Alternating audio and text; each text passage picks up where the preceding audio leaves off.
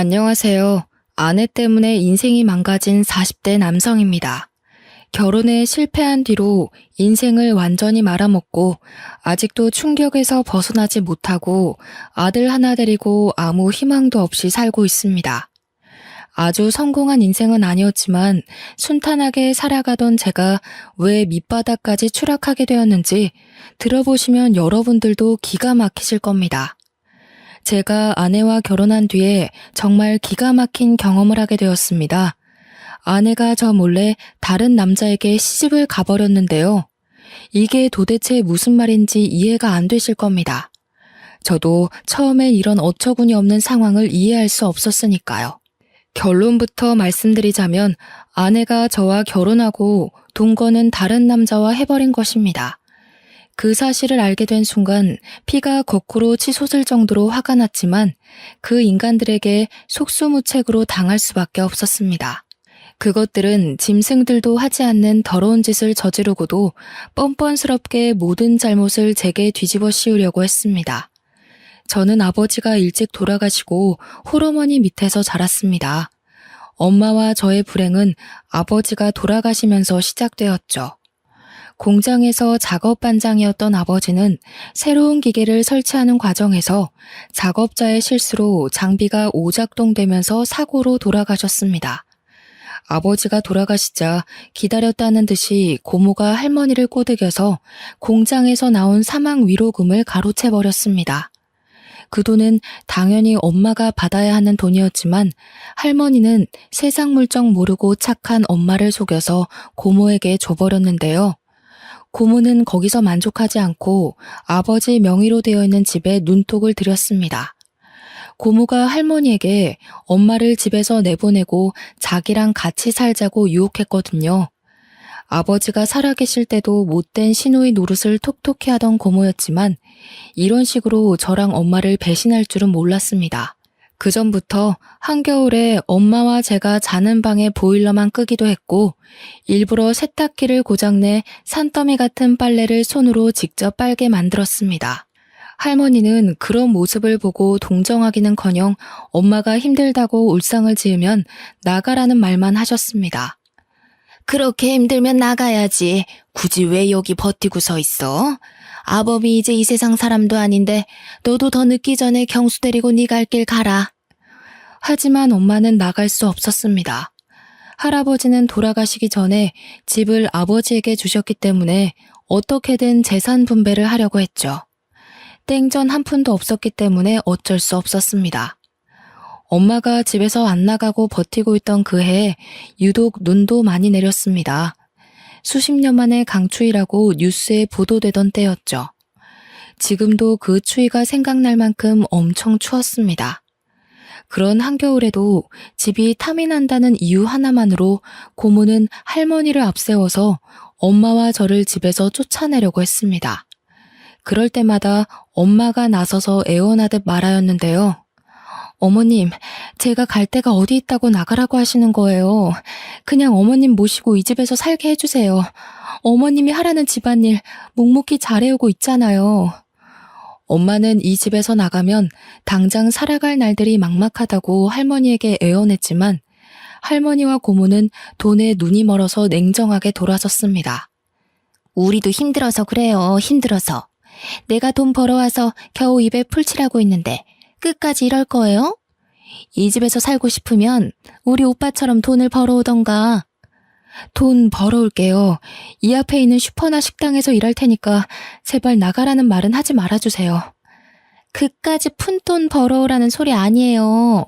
평생 남자 안 만날 거예요? 엄마가 언니 앞날 생각해서 놓아주려고 하는 건 몰라요? 군말 말고 당장 짐 싸서 나가요. 그때 엄마가 법에 대해서 조금만 지식이 있었다면 할머니와 고모에게 맞대응했을 겁니다. 아버지가 돌아가시자마자 집 명의를 자기 앞으로 돌렸을 텐데 중졸의 전업주부로 살아온 엄마는 세상사에 참 무지했습니다. 그저 할머니와 고모에게 빌면서 애원하다가 한겨울에 거리로 쫓겨나 버리고 말았죠. 당장 갈 곳이 없었던 엄마는 외할머니 집으로 갔습니다. 외갓집은 외할아버지가 몸이 불편한 탓에 형편이 좋지 않아서 다른 거처를 알아봤지만 선택의 여지가 없었습니다. 그때부터 엄마는 저를 키우기 위해 닥치는 대로 일을 하기 시작했는데요. 처음에는 친척의 소개로 아파트에서 청소일을 하시다가 도배 일을 하는 사장님의 도움으로 벽지 도배를 배우게 되었습니다. 엄마는 어린 저를 남부럽지 않게 키우려고 열심히 기술을 배우셨고 1년 뒤에 사장님과 같이 도배 일을 하게 되었죠. 2년에서 3년 차에는 인정받는 도배 기술자가 되어서 사장님께서 조금 도와줄 테니 엄마에게 독립하라는 말씀까지 해주셨습니다. 경수 엄마는 내가 보니까 이제 혼자서 일해도 되겠어. 내가 맡은 구역 떼줄 테니 독립해. 먹고 살 걱정은 없을 거야. 과부 사정은 호라비가 안다는 말처럼 없이 사는 사람들은 서로의 처지를 잘 알아주었습니다. 혼자 애를 키우는 엄마를 위해서 사장님이 자기 구역을 기꺼이 내어주고 도와주었습니다. 그렇게 엄마가 독립한 뒤에 돈을 모아서 전세로 집도 마련했고 경제적으로 어느 정도 자리를 잡게 되었죠. 그런데 제가 중학교에 들어간 5년 뒤에 할머니가 고모에게 쫓겨나서 엄마를 찾아오게 되었습니다. 할머니의 말에 따르면 고모가 몰래 집을 팔아버리고 할머니를 자기 집으로 데리고 가서 식모처럼 부렸다고 하는데요. 집을 판 돈도 나누어 주지 않고 자기 혼자서 독차지하더니 할머니가 돈 이야기를 꺼낼 때마다 고모가 화를 내면서 소리를 질렀다고 합니다. 뭐? 돈을 달라고? 엄마, 지금까지 먹여주고 재워준 것만 해도 얼만데 돈을 달라는 거야. 설마 치매라도 걸렸어? 시끄럽게 돈 타령하지 말고 밥이나 차려줘. 그제서야 할머니는 자기밖에 모르는 표독스러운 고모에게 속아서 이용당했다는 사실을 깨달았습니다.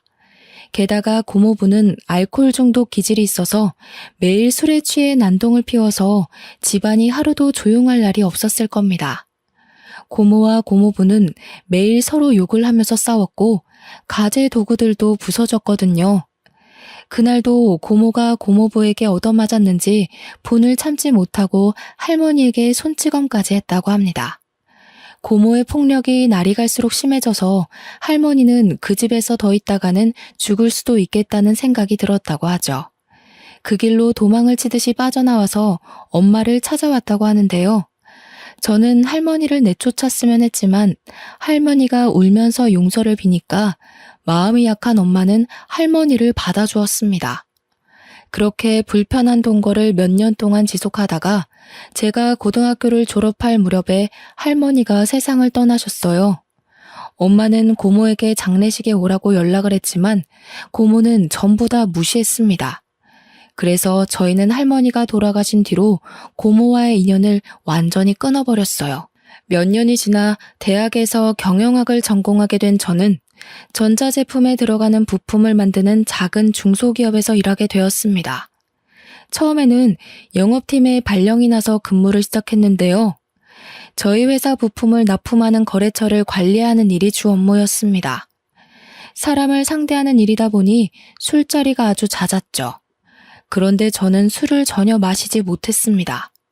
소주 한 잔만 마셔도 얼굴이 벌겋게 달아올랐고 온몸에 두드러기 같은 발진이 돋아나는 특이 체질이었거든요. 그래서 영업 때문에 가져야 하는 술자리가 언제나 부담이 되었습니다.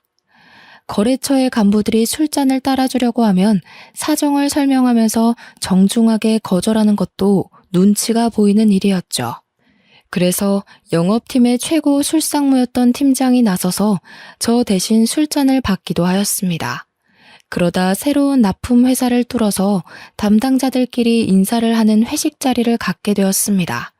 새 거래처의 팀장이 술고래에 융통성이라고는 전혀 없어 보이는 깐깐한 사람이었는데요. 그날도 저한테 술잔을 쥐어주며 술을 강요하기 시작했습니다. 어허, 세상에 술 못 마시는 사람이 어딨어? 그러지 말고 한 잔만 받아. 한 잔 마신다고 죽어? 죽냐고. 아이 얼른 마셔보래도. 팀장이 술에 취해서 제가 하는 말을 귓등으로도 듣지 않았습니다. 결국 더 이상 거절하지 못하고 술을 마셨는데 팀장이 계속해서 술을 권하더라고요. 결국 얼굴과 목에 심한 두드러기가 돋아올라서 힘이 들었습니다. 제가 병원에 가야 할 것 같다고 말해서 저 때문에 술자리 흥이 박살나고 말았죠. 이 일을 계기로 영업팀장과의 면담 자리에서 다른 부서로 보내주겠다는 말까지 듣게 되었습니다. 경수, 너 저번에 보니까 안 되겠더라. 우리 부서가 술자리에 꼭 참석해야 하는데 술을 못 먹으니까 영 분위기가 안 잡히더라. 너도 힘들었지? 적성에 안 맞는 것 같으니까 적당한 부서로 옮겨줄게. 여기서 거절하고 버티고 있을 수 없어서 우선 알겠다고 했는데요. 얼마 후에 회사의 회계를 맡은 부서로 발령을 받게 되었습니다. 늘 숫자와 씨름해야 하는 머리 아픈 업무였죠. 면접 볼 때 회계 공부를 한 적이 있다고 말한 걸 기억하고 있었는지 비전공자인 저보고 직접 부딪히면서 일해보라고 하더군요.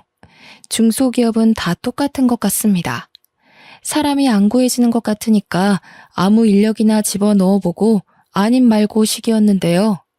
다행히 회계 공부에 흥미가 있었던 저는 공부를 하면서 회사를 다녔습니다. 회계사 일은 아니었지만 회계 업무를 보조하는 일이라 가능한 일이었습니다. 그러다 저희 회사와 계약을 한 회계사가 건강이 안 좋아져서 그만두었고 대신 다른 젊은 여성 회계사가 배치되었습니다. 분기 결산이나 회계 감사를 하는 때가 되면 소연 씨라는 여성 회계사와 제가 밤을 새가면서 장부를 맞춰보고 회계 보고서를 만들었죠. 그렇게 사이가 친해지다 보니 소연 씨가 다른 회계사들과 참 다르다는 느낌을 받았습니다. 전임 회계사는 모든 업무를 제게 떠넘기고 자기는 형식적으로 검토만 하고 사인했거든요. 그러다가 문제가 생기면 책임을 전부 제게 떠넘겼습니다. 하지만 소연 씨는 엄청난 양의 회계 관련 문서들을 같이 검토했고 의문점이 생기면 제게 물어보면서 보고서를 만들었습니다.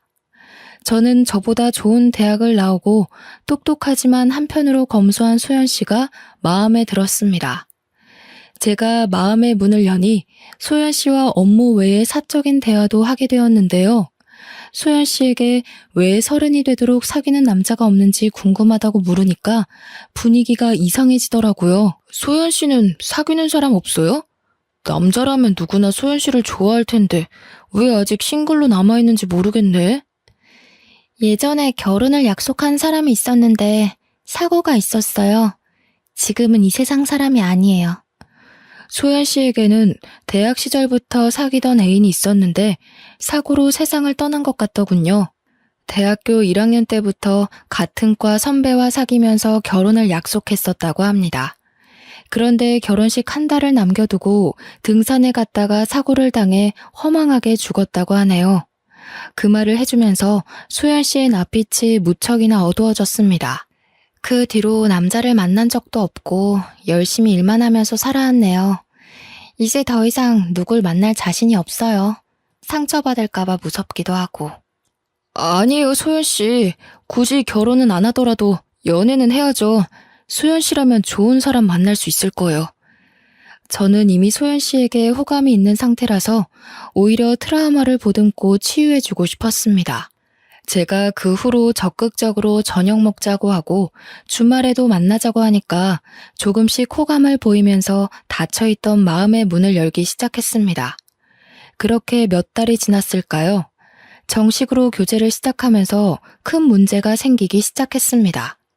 소연이 부모님이 대학 교수이셨거든요. 게다가 소연이가 외동딸이라서 저를 엄청 안 좋아하셨습니다. 하긴 대학 교수 집안이 아니더라도 별 볼 일 없는 저를 사윗감으로 못마땅하게 생각하는 건 당연한 일이었죠. 하지만 소연이는 끝까지 저를 포기하지 않고 시댁으로 끌고 가 결혼을 전제로 만나는 걸 허락받으려고 하였습니다.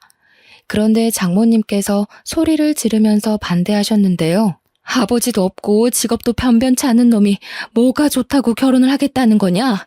절대 안 돼. 내가 아주 괜찮은 신랑감 골라줄 테니까 당장 헤어져. 장모님께서 자기 눈에 흙이 들어가기 전까지 절대 결혼을 허락할 수 없다고 폭언을 내뱉으셨습니다. 서로에 대한 사랑 하나로 인연을 버텨왔지만 장모님께서 저랑 헤어지지 않으면 호적에서 파버리고 의절하겠다는 경고를 하셔서 저희 사이도 멀어졌죠. 그날 이후로 연락이 뜸했다가 수연이가 먼저 연락해서 헤어지자고 하였습니다. 우리 이제 그만 정리해야 할 것 같아. 이렇게 부모님이 반대하는데 결혼하면 불행할 거야. 그러니까 오빠도 더 이상 나 만나려고 하지 말고 좋은 사람 만나. 예견했던 일이었습니다. 수연이가 눈물을 흘리면서 말하길래 가만히 고개를 끄덕이다가 등을 돌렸죠. 어차피 소연이와 저는 어울리지 않았습니다. 몇 달 뒤에 집안 배경이 좋은 변호사를 만나 결혼했다는 소식을 들으니까 저랑 어울리지 않는 여자였다는 생각이 더욱더 강력하게 들더군요. 소연이는 당연히 회사 사람들에게 결혼 소식을 알리고 퇴사하였습니다. 실연을 당한 게 티가 났는지 자꾸만 실수를 하자 회계팀장이 제게 면담을 하자고 하였습니다. 그리고 제게 생각을 정리할 시간이 필요해 보인다고 했죠. 그래, 너도 소연 씨 그만둔 거 알고 있지? 지금 일이 손에 안 잡힐 거야. 생각 같아서는 한 달 정도 휴가를 끊어주고 싶은데 그럴 수는 없고 일주일만 쉬다가 돌아와. 회계팀장이 제 사정을 이해해줘서 휴가를 내고 제주도로 일주일간 여행을 떠났습니다. 제주도에 도착해서 숙소에 짐을 풀고 근처 식당으로 들어갔는데요. 서빙을 하던 여성이 저를 보고 환하게 웃어주더라고요.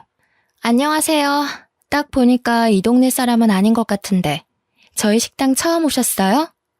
네, 이제 막 제주도에 도착했는데 여기는 뭐가 맛있나요? 전부 다 맛있지만 흑돼지 백반이 최고 인기 메뉴예요. 그걸로 드릴까요? 네, 그걸로 주세요. 서빙을 하던 여성이 추천해주던 대로 제주도 흑돼지 백반을 시켰는데 양이 정말 푸짐하고 맛도 좋더라고요. 고기가 입에서 살살 녹았고 감칠맛이 났습니다. 다음에도 또 오고 싶다는 생각을 하고 있는데 서빙을 하던 여성이 갑자기 말을 걸어왔죠. 혼자서 여행 오셨나 봐요? 네, 머리 좀 식히려고 혼자 왔어요. 얼마나 계시다 갈 건가요? 일주일 정도 머물 겁니다. 여행 계획은 잡으셨어요? 아니요, 그냥 아무 생각 없이 훌쩍 떠난 거라 계획은 없어요. 그럼 제가 가이드 해드릴까요? 예? 갑자기요? 오늘 처음 본 손님의 여행 가이드를 해주겠다고 나서니까 당황스럽더군요. 솔직히 그때는 혼자 있고 싶었지만 힘들고 지쳐 보여서 가이드 해주고 싶다는 말을 듣고 마음이 흔들렸습니다. 저야 가이드 해주시면 좋죠. 그런데 여기서 일하셔야 하는 거 아니에요? 이 식당 제 아버지 거예요. 틈날 때마다 도와드리고 있어서 자리 비워도 괜찮아요. 잠깐만요. 아버지께 물어보고 올게요. 그러면서 카운터에 앉아있던 남자에게 다가가서 뭐라 말을 하고 있었습니다. 사장으로 보이는 남자가 저를 굳은 표정으로 쳐다보더니 고개를 젓고 있더라고요. 그랬더니 서빙을 해주던 여자의 목소리가 조금 커졌습니다. 아니 아빠, 도대체 왜 안 된다는 거야? 이번에 알바 구해줬다며. 일 안 도와줘도 되니까 집에 있어. 내가 도대체 몇 번을 말해줘야 돼? 외지 남자는 만나지 말라고 했잖아. 그냥 혼자 온 분 가이드 해드리는 거야. 다른 뜻은 없어. 저는 괜찮다고 말하려고 하는데 여성분이 고집을 피우자 아버지도 알겠다고 하더군요. 그 말을 듣자마자 신이 난 여성분이 당장 내일부터 같이 다니자고 말하였습니다. 숙소가 어디예요? 내일 아침에 제가 차 가지고 갈게요. 이렇게까지 좋아하다니 이 여자가 저한테 호감이 있는 건 아닐까 하는 생각이 들었습니다. 저는 여성분 이름도 모른 채 내일 만날 약속을 잡게 되었습니다. 다음날 아침이 돼서야 여성분이 승혜라는 이름을 알려주었습니다.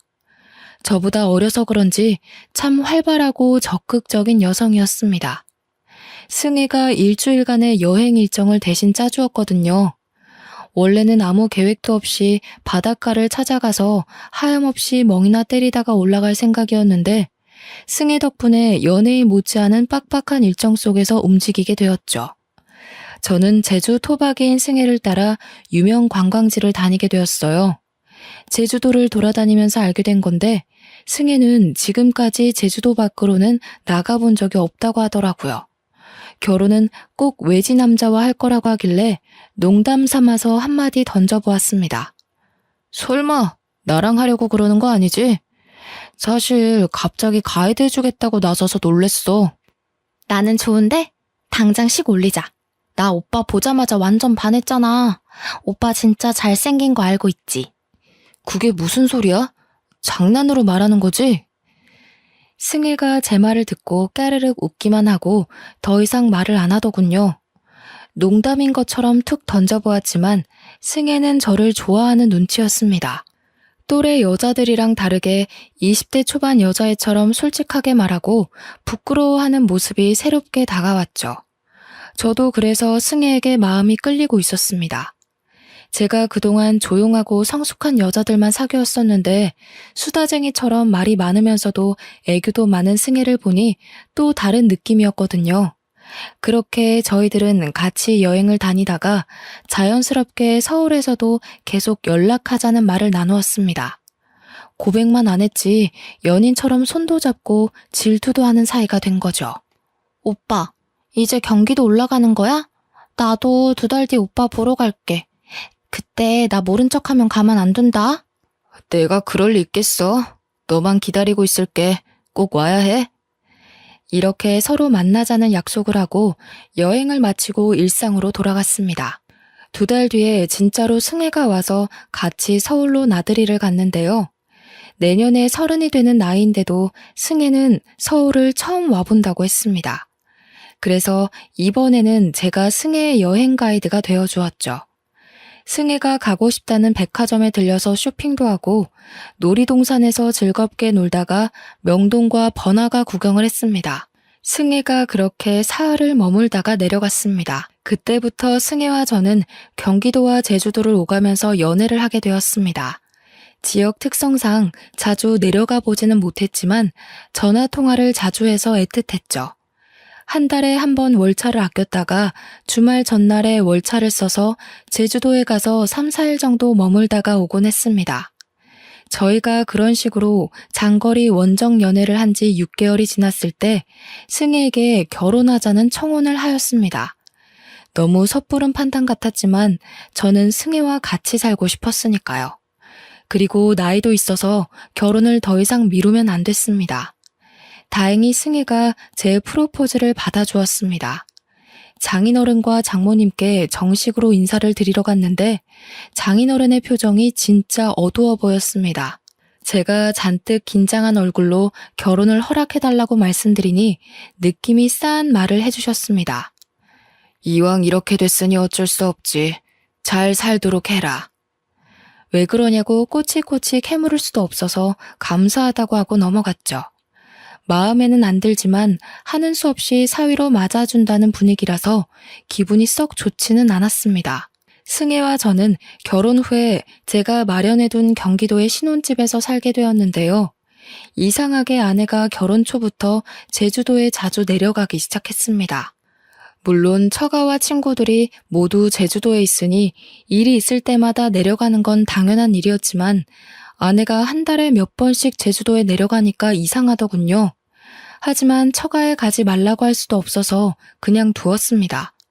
그쯤 아이도 가졌으니 힘들어서 처가에 자주 가는 거라고 생각했죠. 그렇게 2년이 흐른 뒤에 저희 아들 돌잔치 날이 다가왔습니다. 아내가 퇴근하고 돌아온 저를 붙잡고 돌잔치를 제주도에서 하자고 하더라고요.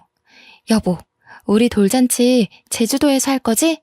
아버지가 친척들 전부 모시고 우리 식당에서 하고 싶대. 그래? 마침 그때가 여름 휴가철이니까 여행 겸해서 내려가서 푹 쉬었다가 오자. 아들의 돌잔치 날을 위해 월차까지 내고 제주도로 내려갔는데요.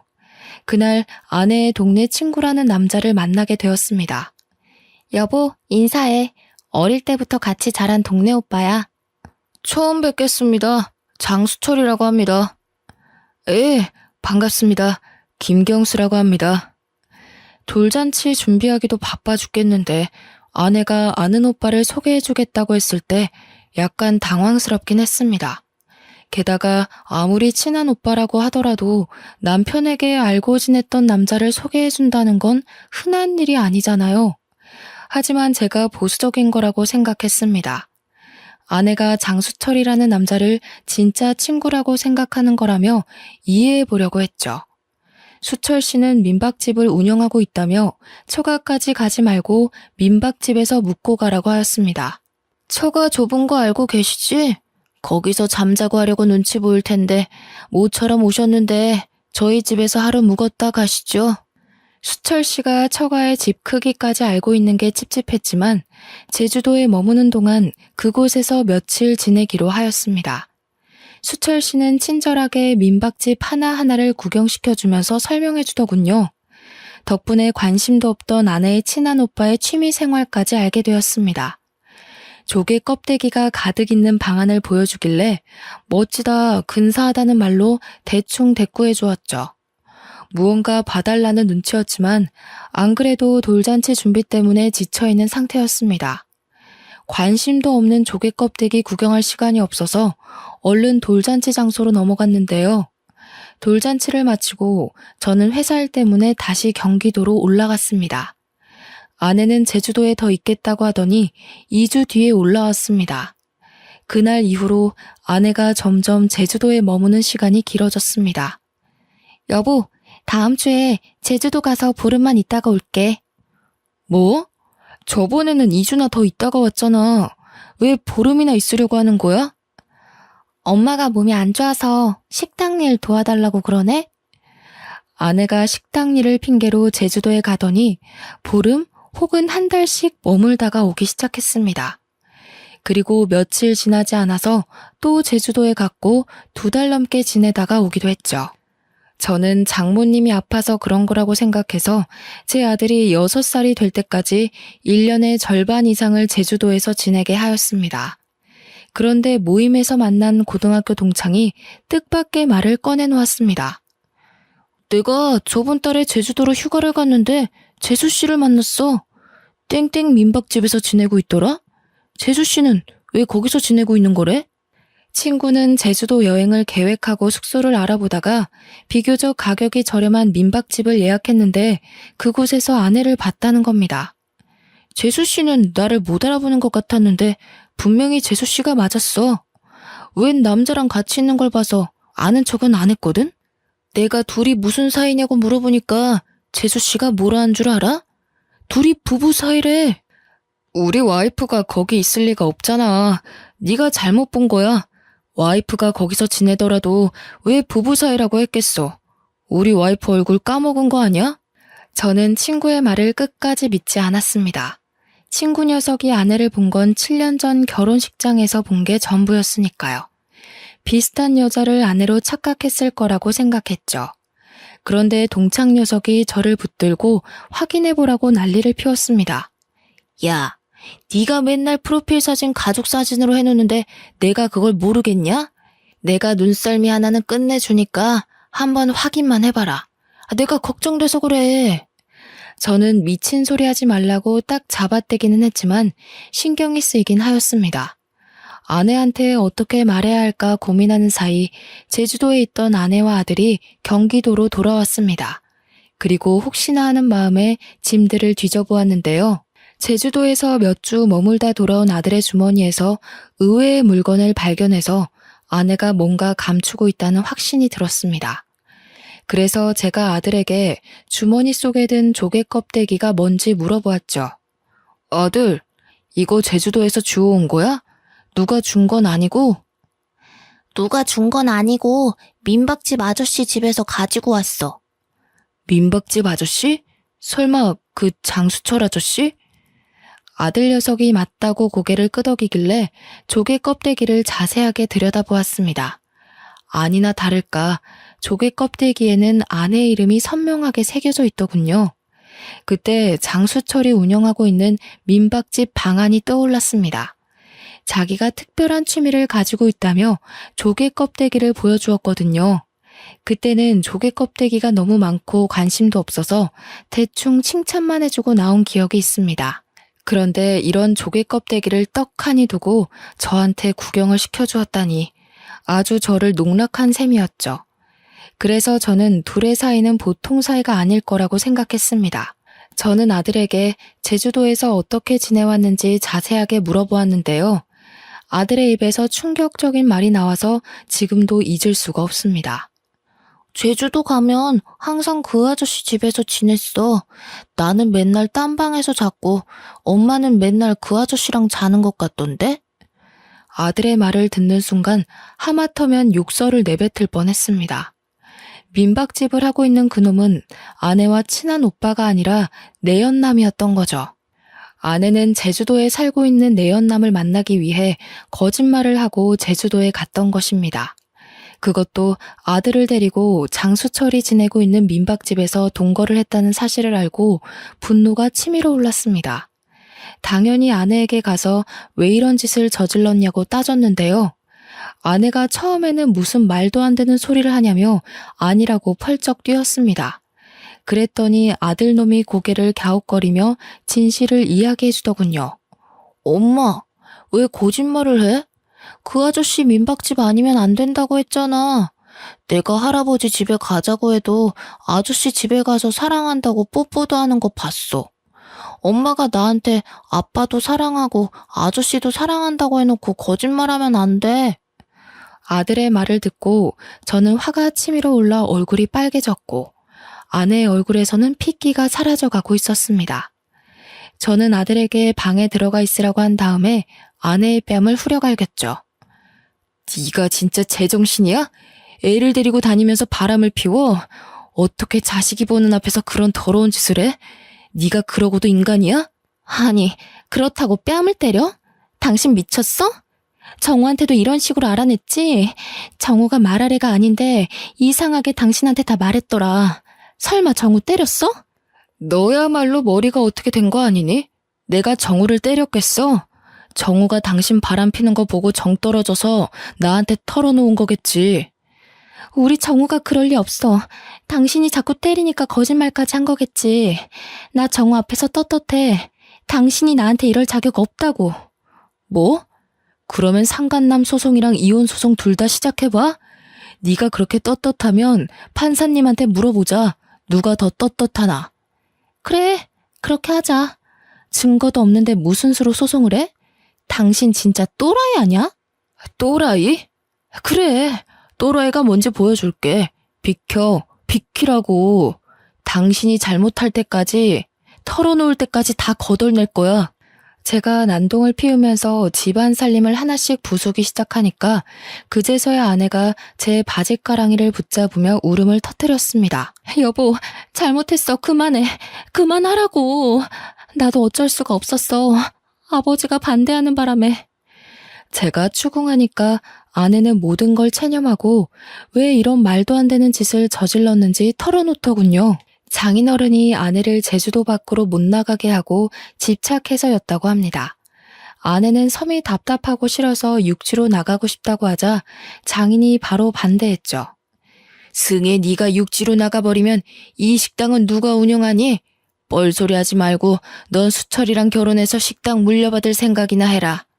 아빠, 난 누가 뭐라 해도 서울로 갈 거야. 수철 오빠랑 결혼해도 서울로 갈 거라고. 뭐? 서울은 무슨 서울이야? 네가 서울에서 살 돈은 있어? 아빠도 돈이 없어서 서울은 안 된다고 했잖아. 아니, 내가 되게 만들 거야. 꼭 이 지긋지긋한 제주도 빠져나갈 거라고. 아내가 제주도를 떠나겠다고 고집하자 수철이라는 남자랑도 다퉜다고 하죠. 사귀던 남자와 사이가 소홀해지자 아내가 외지 여행객들이 많이 오는 식당에서 일을 하면서 괜찮은 남자를 물색했던 겁니다. 제주도를 떠나고 싶어하는 아내의 속셈을 잘 알고 있던 장인은 저와 결혼하겠다고 했을 때 못마땅하게 생각했던 것인데요. 아내가 처음부터 제게 친절하게 대하면서 가이드를 해주겠다고 한 것도 저를 꼬셔서 제주도를 벗어나 보려는 속셈이었습니다.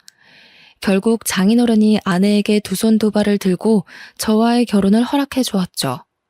그런데 아내는 수철이라는 남자랑 다시 연락이 닿아서 연인 관계로 발전하고 말았습니다. 한마디로 결혼은 저와 하고 동거는 그놈과 했던 것입니다. 이제 모든 걸 알았으니 결판을 내야만 했습니다. 저는 당장 제주도로 내려가서 장인을 만나서 자초지종을 따져보았죠. 그런데 장인은 뻔뻔한 태도를 보여주었습니다. 자네 기분이 상했다면 내가 사과할 테니까 없던 일로 하게. 나도 딸애가 그럴 줄 알았나? 중간에 알았지만 이혼할 것 같아서 입 다물고 있었네. 저는 장인의 몰상식한 말에 소리를 지르고 말았는데요. 장인어른, 이게 사과하면 끝날 문제라고 생각하세요? 제 가정이 깨졌고 인생이 끝났단 말입니다. 확실하게 책임지셔야 합니다. 제가 그렇게 만들 거예요. 이런 식으로 씩씩대면서 처가를 나와서 장수철이 운영하는 민박집으로 차를 몰고 갔습니다. 민박집에서 만난 그놈은 어처구니 없는 변명을 짓거려 놓았죠. 승혜를 너무 사랑해서 제 곁에 두고 싶어서 그랬어요. 정말 죄송합니다. 먼저 연락해서 승혜를 흔들어 놓은 제 잘못입니다. 제발 용서해 주세요. 뭐 어쩌고 저째? 사과하면 다야? 무릎 꿇고 싹싹 빌어도 절대 용서 못해. 네가 내 인생 망친 것처럼 나도 네 인생 망가뜨릴 거라고. 두고 봐. 내가 바로 송장 보낼 테니까 딱 기다리고 있으라고. 이제 더 이상 안 만나겠습니다. 연락 끊고 조용히 살겠습니다. 사과하고 안 만나겠다는데 도대체 왜 그러십니까? 예? 그놈도 장인어른과 마찬가지로 그냥 사과만 하면 끝날 거라는 착각을 하고 있었습니다. 말이 안 통하는 인간들에게는 법대로 하는 수밖에 없죠.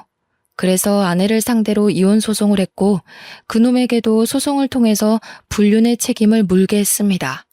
처가 쪽은 위자료와 아들의 양육비를 감당하기 위해서 전 재산인 식당을 처분해야 했고 장수철 그놈은 민박집 문을 닫았는데요. 소송을 하고 나서 혹시나 하는 마음에 아들 녀석의 친자 검사를 했습니다. 다행히 아들은 제 자식이 맞았습니다. 그러던 와중 아내에게서 기가 막히는 연락을 받기도 했죠. 여보, 당신이 하라는 대로 다 할 테니 제발 식당만은 돌려줘. 부탁이야. 이러다 우리 다 굶어 죽겠어. 소송에서 엄청난 위자료 폭탄을 맞자 아내는 울면서 식당만은 돌려달라고 애원했지만 배우자를 속이고 파렴치한 동거를 한 것이 얼마나 큰 잘못인지 확실히 알려줘야 했습니다. 아내의 부탁을 거절했는데도 아직까지 연락이 오고 있네요. 아들 녀석 때문에 차단할 수도 없고 날이 갈수록 힘이 듭니다. 여러분도 아시겠지만 불륜이란 얄팍한 핑계를 둘러댄다고 용서받을 수 있는 잘못이 아닙니다. 함께 가정을 꾸리고 살을 맞대고 살아온 배우자를 배신하고 가정을 파탄내는 건 배우자의 남은 인생을 완전히 망가뜨리는 참담한 잘못이죠. 여러분들은 제 아내처럼 실수하지 마시고 배우자의 입장에서 생각하고 판단하는 지혜로 하루하루를 살아가시길 바랍니다. 여기까지 읽어주셔서 감사합니다.